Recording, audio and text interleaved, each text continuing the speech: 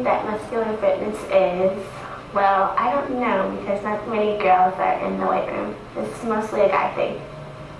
I think muscular fitness is going to the gym and working out, getting stronger and making my muscles bigger. Muscular fitness is just how strong you are and how well your muscles can perform and how long they'll last. As you've just heard, muscle fitness means different things to different people. We define muscle fitness as having both muscular strength and muscular endurance. Both are needed in all types of work and play. Muscular strength is the amount of force a muscle can exert. Lifting heavy weights a few times is an example of strength. Muscular endurance is the ability of the muscle to work for long periods of time without getting tired. Lifting lighter weights many times is an example of muscular endurance. It's a common belief that if you're strong, you must have good muscular endurance. This is not always true. Good strength allows you to lift more, while good muscular endurance allows you to lift longer. While some people think that muscle fitness is only for one group, we now know that muscle fitness exercises provide benefits to all people. Females benefit as much as males. Also, there are many benefits for people of all ages. There's also some confusion about other fitness terms. For example, some people are not sure of the difference between cardiovascular fitness and muscular fitness. They're different, but both are needed to do any continuous exercise. You need good muscular endurance in the legs to ride a bike for a long time, just as you need good cardiovascular fitness to supply oxygen to the muscles during the activity. Muscle fitness training can help you look your best by increasing your lean body mass or muscle size. The more muscle you have, the more energy you expend. And for this reason, having good muscle fitness can also contribute to having a healthy level of body fatness. If you want bigger muscles, strength training will help you achieve your goal. Consult with a teacher or coach before you begin a muscle fitness training program, so that you select exercises that are appropriate for your age and current fitness needs. Both males and females will experience the most benefits of muscle training during the time when the body is maturing. This begins at different ages for different people. Hormones that become more plentiful as your body matures increase the effectiveness of muscle fitness training. The bottom line is that if you have muscle fitness, you'll be able to work and enjoy fun activities without fatigue. Muscle fitness training provides health and wellness benefits, including stronger bones and good posture. It can also help you avoid back pain and reduce muscle injury.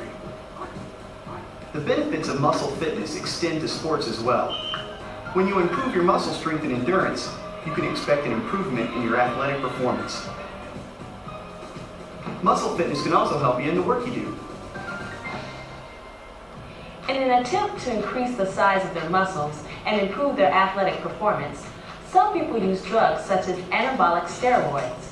Not only are steroids illegal to use without a doctor's prescription, they're extremely dangerous. Steroid use has been associated with heart disease and diseases of other body organs. Steroids can also cause the long bones of the body to stop growing. This can prevent a person from growing to his or her full height. Some other side effects include hair loss, acne, and dark facial hair in women, and enlarged breasts in men.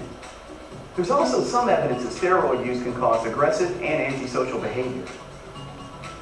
Androstenedione, also called Andro, is another supplement that has received wide publicity. Because it's not legally classified as an anabolic steroid, some people think it's safe to use. Others think it's okay to use because they've heard that some famous athletes use it. Recent research has shown that Andro has many of the same harmful effects of anabolic steroids. It's illegal in many countries and has been banned by most reputable sports organizations. Creatine, a food supplement, is also being used in an attempt to enhance muscle development and athletic performance. Because it's not a drug, creatine use is legal in some competitions. However, creatine has been banned in some countries because of health concerns. The effects of its long-term use are not known. Public health officials are concerned, so it's a good idea to avoid using creatine. Many people do not realize that food supplements are not regulated by the government. A product labeled as creatine may not even be creatine. The same is true for protein powders and pills. They may contain unknown ingredients that can be harmful to your health. A number of deaths have occurred as a result of taking protein supplements that were contaminated. Many coaches and scientists are concerned about the fact that teens are exposed to dangerous products at fitness centers and gyms that are supposed to promote healthy physical activity. You should be concerned if you work out at a place where other people try to sell you supplements. Supplements that are advertised to build muscles quickly are considered quack products. People who sell dangerous products are more interested in your money than your health. Let's now take a look at how you can determine if you have muscular fitness. There are several relatively easy methods of testing your muscle endurance and strength. It's difficult to test all of the muscles of the body for strength and muscular endurance, but experts agree that testing several large muscle groups can give a pretty good picture of your overall muscle fitness. The most commonly tested muscle groups are the leg muscles and the muscles of the arms and shoulders. Others include the abdominal and back muscles. You can test the muscular strength of your large muscle groups by determining your 1 rep maximum, or 1 RM. 1 RM is the amount of weight you can lift one time. The arm press is often used to test your 1 RM for the arms and shoulders. The leg press is often used to test your 1 RM for the legs. For teenagers, a modified 1 RM is recommended. This modified test allows you to safely determine the maximum you can lift one time using free weights or machines. Begin by choosing a weight you can lift 5 to 10 times, but is too heavy for you to lift more than 10 times. It's important that you learn the correct technique before doing this test. Using the correct technique, lift the weight as many times as you possibly can. Count the number of times you lifted the weight. Then determine your 1 RM from the appropriate table by using the amount of weight lifted and the number of times you lifted it. You can use an arm press machine to test your upper body muscular strength, or 1 RM. Using a machine to test strength is safer than using free weights such as barbells. First, adjust the machine so that it fits your body size. Estimate how much weight you can lift 5 to 10 times. From the seated press or bench press position, push the weight to full arm extension as many times as you can, up to 10. If the weight you selected is too easy and you can lift it more than 10 times, do this test again on another day with more resistance. Perform as many times as you can, up to 10. Then use charts to determine your 1 RM or the arm muscles. You can assess your leg strength by using a leg press machine. Adjust the machine so that it fits your body and allows you to do the leg press safely. Push with the legs to overcome the resistance until the legs are extended. Then return to the starting position. Be sure not to lock the knees when the legs are straightened. As with the arm press, be sure you learn to perform the test safely before you begin. When you have determined how many times you can press the weight, use the number of repetitions and the amount of weight to determine your 1 RM. Use the appropriate chart to determine your 1 RM for the leg muscles. You can also use devices such as a dynamometer to measure your grip strength. Depending on the type of device, you can either squeeze or pull on a dynamometer to determine how much force you can exert. Various calisthenics can be used to assess muscular endurance. These calisthenics are sometimes referred to as self-tests or self-assessments because you can do them by yourself.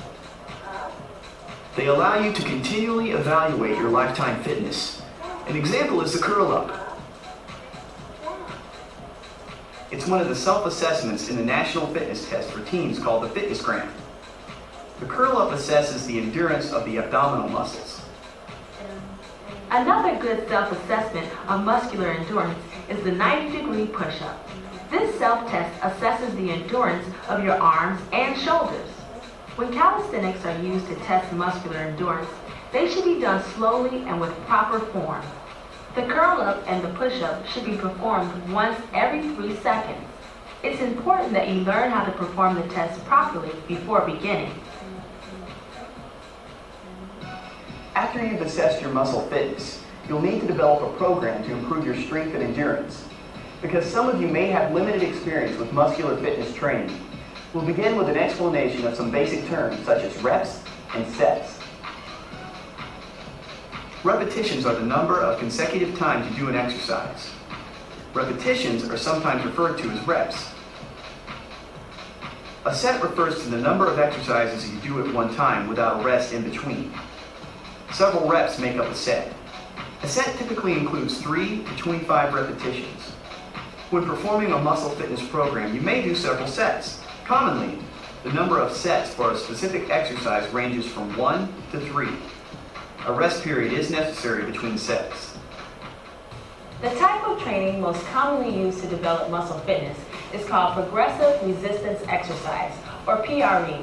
This type of training requires that you gradually increase the resistance of the exercise to become stronger. Let's take a look at the basic principles of muscle fitness development. The most basic is overload principle. Two related principles are progression and specificity, which are essential to progressive resistance exercise.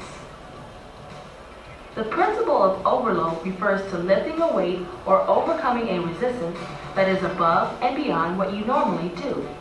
In order for a muscle to become fit, it must work harder than normal or become overloaded. For example, 7 to 10 reps are recommended for teenagers. The reps are done lifting relatively heavy weights. To achieve muscular endurance, you would use 11 to 25 reps using lighter weights.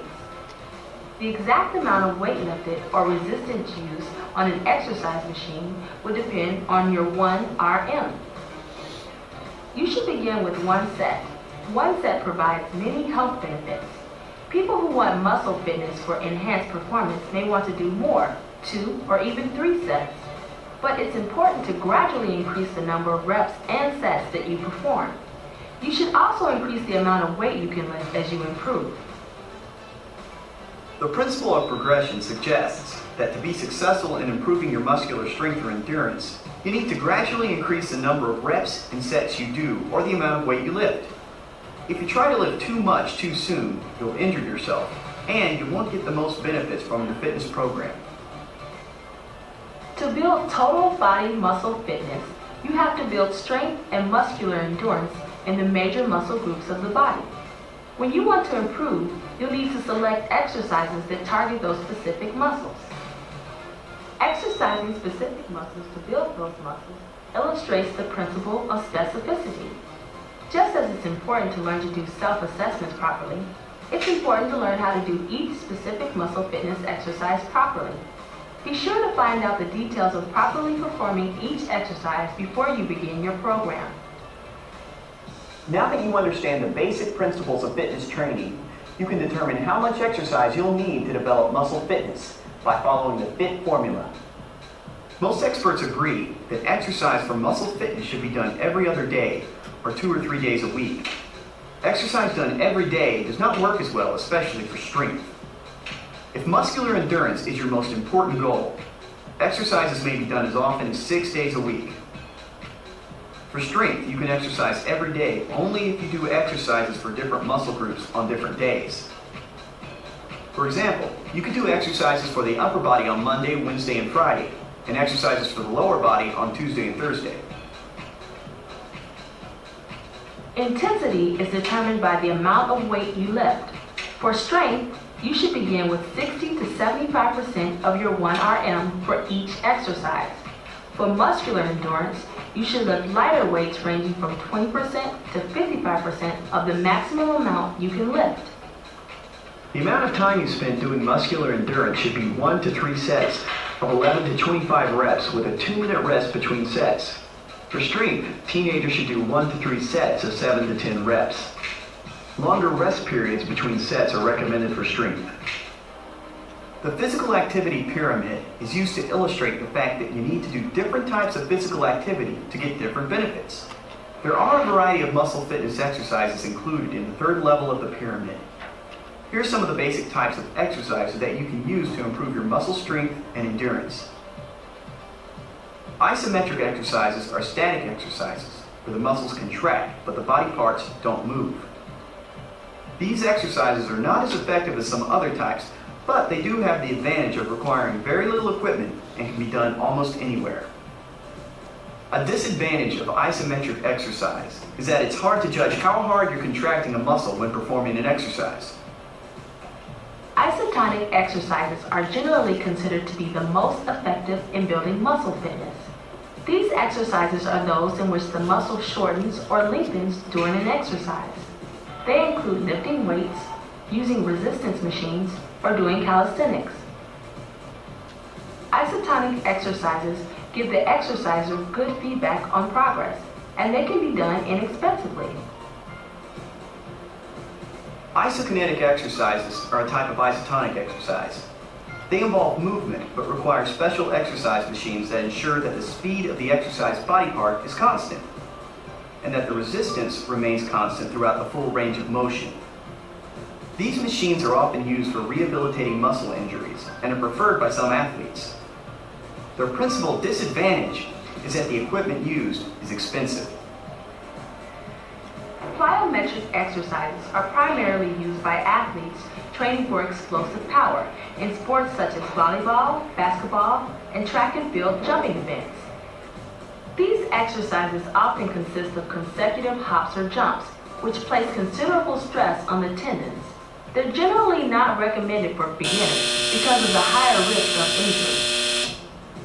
Most strength training is referred to as resistance training and includes lifting weights or using exercise machines. Lifting weights is popular with beginners because it can be done at home without expensive equipment. Competitive weightlifters also prefer this type of resistance training because it requires balance and technique, and the free weights can be adjusted for optimum resistance. Resistance training machines are also effective in developing strength and muscular endurance. Their advantages are that they're safer because the weights can't be dropped, and it's easy and quick to change the resistance. The disadvantages are that they don't promote balance because the stronger muscle can often make up for the weaker muscle in the completion of a lift. Circuit resistance training is a variation of progressive resistance training in which you typically perform 5 to 10 exercises at different exercise stations. You move from one station to another with little rest between them. Circuit training not only develops muscular strength and endurance, but has cardiovascular benefits as well. Before beginning a regular exercise program, be sure that you're medically ready to work out. Then make sure to learn to perform each exercise properly and follow the principles described in this program. As with any program of physical activity, your muscle fitness program should be preceded with a warm-up. Both cardiovascular and stretching warm-ups are recommended. If you have any medical conditions that could affect your training, talk to your physician. When you're ready to exercise, it's important to warm up first. The warm-up should be the first phase of your training program. It consists of some slow, continuous exercise, such as 1 minute of walking followed by a 1-minute jog. This gets blood flowing to the heart and muscles. Follow this with 3 or 4 static stretches, targeting the muscles you'll be working. After the warm-up, you begin the central part of your exercise program called the workout. The workout is very personal and depends to a great extent on your individual needs and interests. Remember, after the workout, cool down. The American College of Sports Medicine recommends that 8 to 10 exercises be performed to get optimal health benefits. You should choose exercises for the major muscle groups. These include the front arm muscles. The bicep curl is useful for working the front of the arm. Different exercises are needed for the back of the arm. A push-up is an example of an exercise to build this group of muscles. The shoulder muscles. There are many different muscles that make up the shoulder. Also, exercises for the arm may develop the shoulders. The overhead isometric press in a doorway is an example of an isometric exercise that builds the shoulder muscles. The chest muscles. The seated or lying arm press is a resistance machine that builds this muscle group. The abdominal muscles.